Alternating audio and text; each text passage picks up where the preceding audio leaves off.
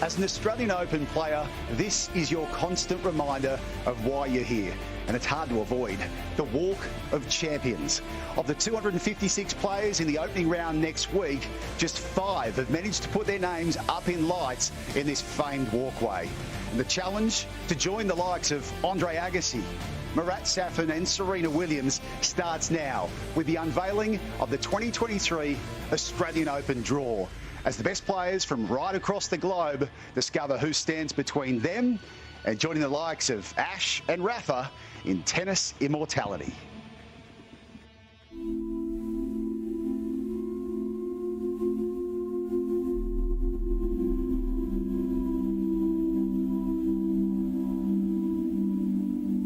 I think tennis is really cinematic.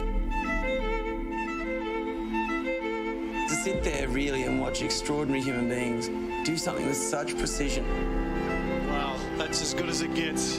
That's incredible. I mean, it might be a bit like what you admire about a really great actor, an unbelievable psychological discipline.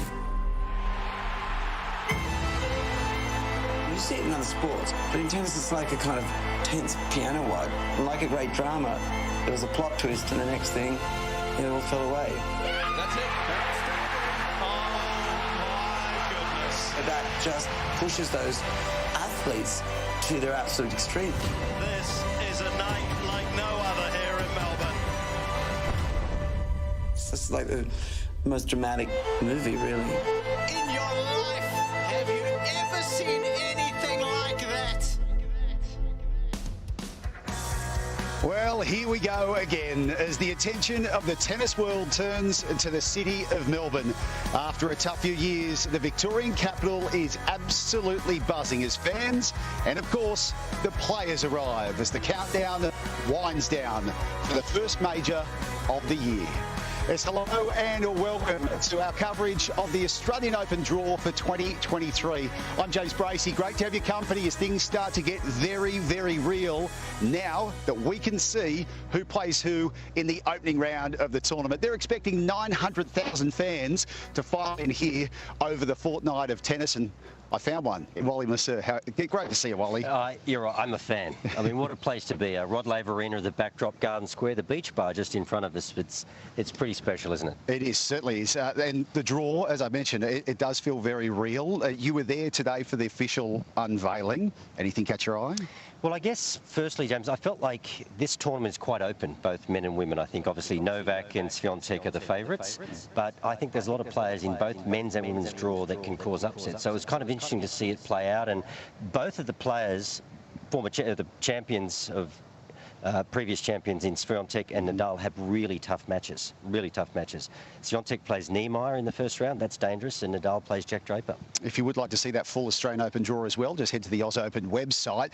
Let's have a bit of fun with a look now at the women's, and we'll look at the men's shortly. Top 16 seeds. Speculating that if they all get through to the fourth round, there's some great matchups there. I mean, Iga Swiatek, Danielle Collins, bring that one on. Yeah, absolutely. I do feel Swiatek, as I said, I feel like she's the favourite, but I feel like she's vulnerable. She's very good, very strong in the mind, and a brilliant mover, and that certainly holds her in good stead. But I think there's plenty of players, Danielle Collins is one, who's got the firepower to trouble her, particularly on that forehand wing. I do think there's a couple of Aussies on the men's side of the draw that will create a little bit of a ripple in that last 16.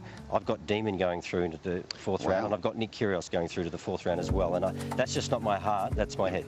I love what you're saying. Obviously, you're going to break it down a bit more with Todd Woodbridge later on. From the men's perspective, the thought of Jannik Sinner and Stefanos Tsitsipas going head-to-head in the fourth round excites everyone, I would imagine. If you caught any of Sinner at the US Open, you'd be electrified. He was playing some great tennis. Can he sustain that now and back up everything that he did in 2022? We'll find out. There was a small injury cloud with him in Adelaide. I was really impressed with Stefanos Tsitsipas at the United Cup. Played with a lot of pride, representing his country, representing Greece, led his team beautifully and won a lot of tight matches. I think that's important. Winning matches coming in means something, so keep an eye out for him. But he'll want to play when it's hot and lively, because there's a few players that will be good if conditions get a little bit heavier, a little bit cooler. Think Casper Ruud, think Cam Norrie, think Medvedev. But Tsitsipas is one to watch out for. He certainly is, and he loves it here too, and they love him as well. Now, they're all trying to stop Novak Djokovic. He, of course, is the 9-time Australian Open champion. Missed out last year. He's back with a vengeance, and Todd Woodbridge caught up with him ahead of this year's event.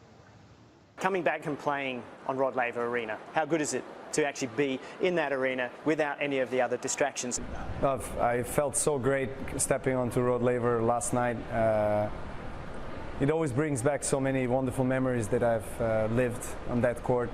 My brother, I have 2 younger brothers, and the middle brother Marco, he's here with me, and we got a chance to hit for the first time, him and I on the Rod Laver court, which was nice, a beautiful moment. And night sessions in Rod Laver, that's probably as good or as comfortable as it gets for me, and for my tennis. I just love playing there. And the more you win, I guess, in a certain court, in a stadium, the more pleasant you feel every next time you come on it.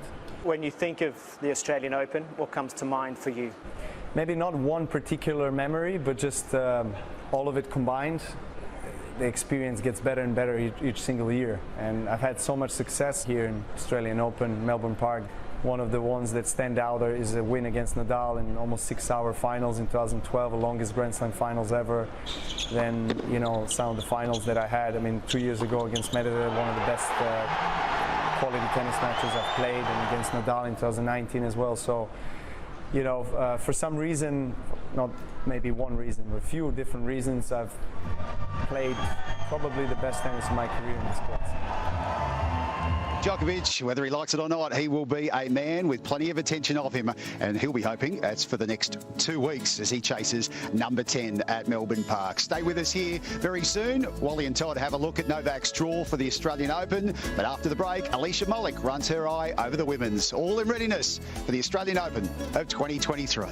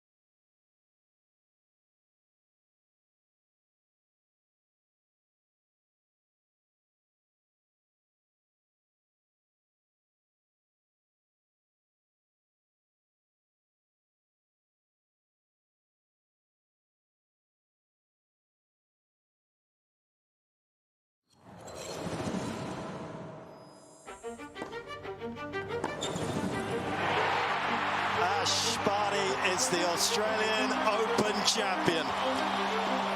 Amazing scenes. You always dream and you hope and you never know. But to be able to experience these opportunities and to live through these moments has been really unreal. Being able to do it here at home is really special, and I think it's a bit of a different feeling to the other ones, without a doubt. What a stunning 2 weeks it's been for her. I always promised that I'd do the best that I could, regardless of what result that ended up with. I just tried to go about it my way and embrace it, absorb it, and really enjoy it.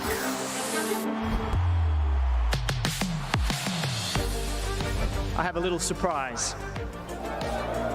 Put your hands together for Yvonne Goolagong-Cawley.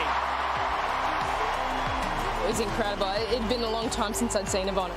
Our careers are forever connected. The stars aligned for us, and we're always connected through our heritage, through our careers. It's pretty amazing to be able to share that with her. I played a lot of sports when I was younger and fell in love with tennis the most. If I can encourage any young boys or girls to pick up a racket and have a go, that'd be brilliant.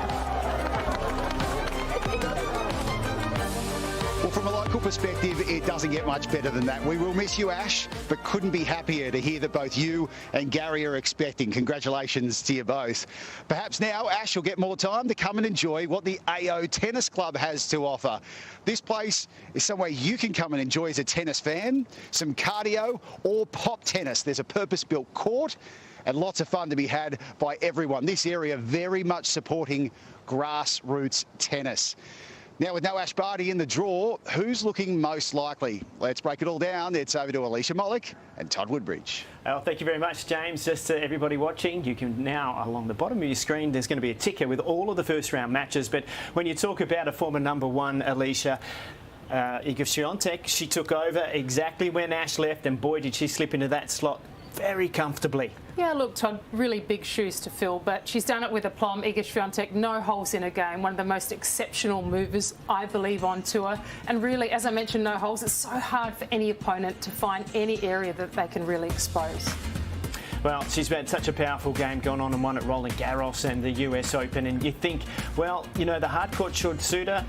A little bit slower than a US Open, but if mentally she's in the right space, boy, she's tough to beat. Yeah, look, it does. And look, these courts and the conditions and the heat, certainly she's one of the fittest players on tour, but it allows her a bit of time to use her movement to add to her game strengths. Quickly have a look. She takes on Niemeyer, but she does have Danielle Collins in that section. Of course, a runner-up from last year. Well, she loves playing in Australia. Danielle Collins wears her heart on her sleeve and always comes up with impressive tennis here in Melbourne. She's had great results in the past. That's probably one of the more dangerous players for Iga Swiatek, along with Rybakina, the 22nd seed here. So she will also pose a threat to the pole. OK, from our #1 seed to our #2 seed, Ons Jabeur. And James caught up with her just a little earlier today. It's great to catch up ahead of your training session today. Big day, draw day ahead of the Australian Open. You had a huge 2022, two-time Grand Slam finalist last year. You come in as the #2 seed.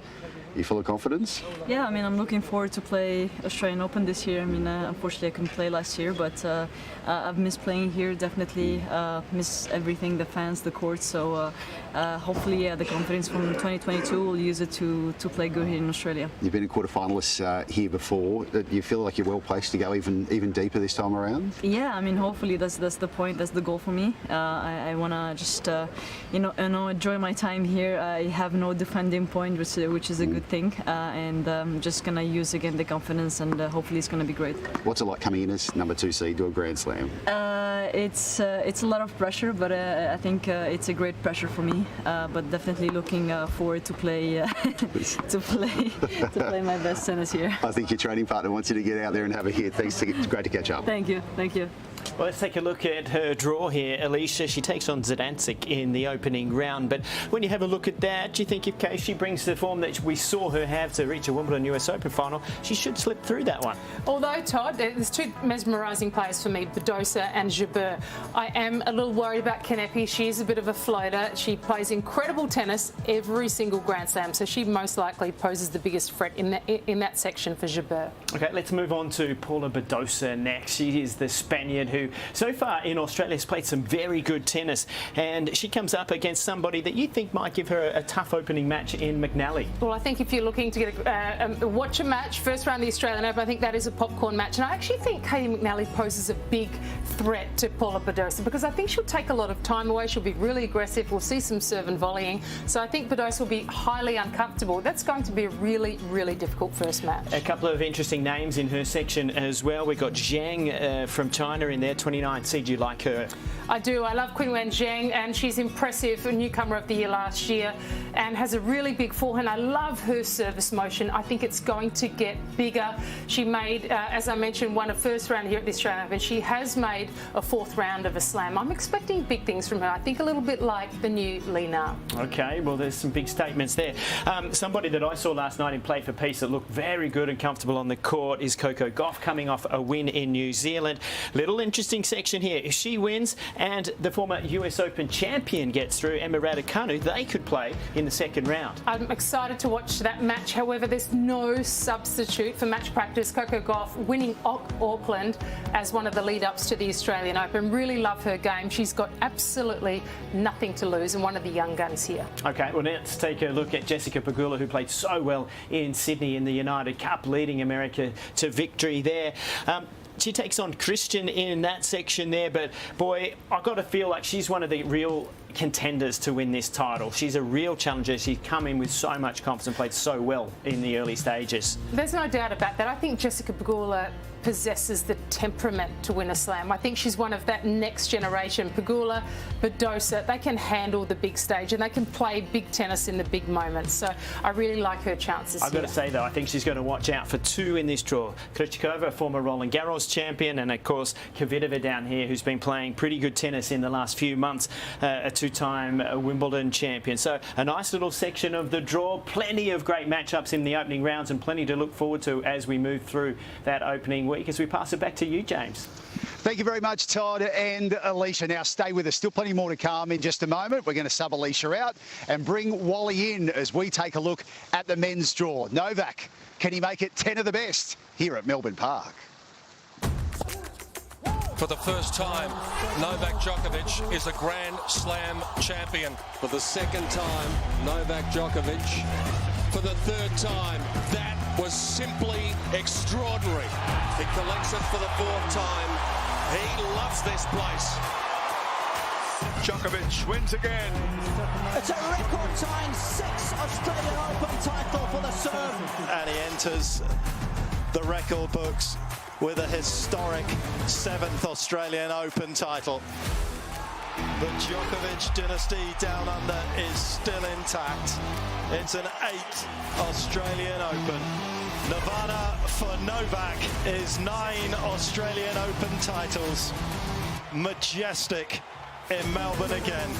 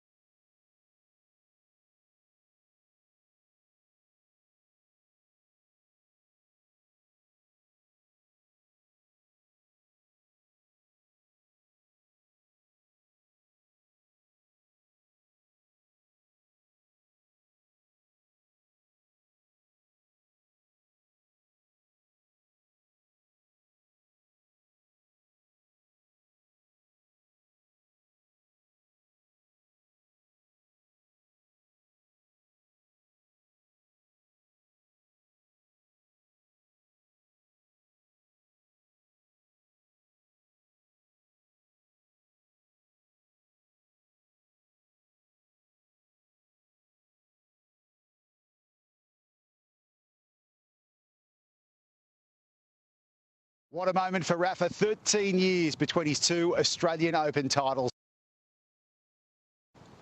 What a moment for Rafa.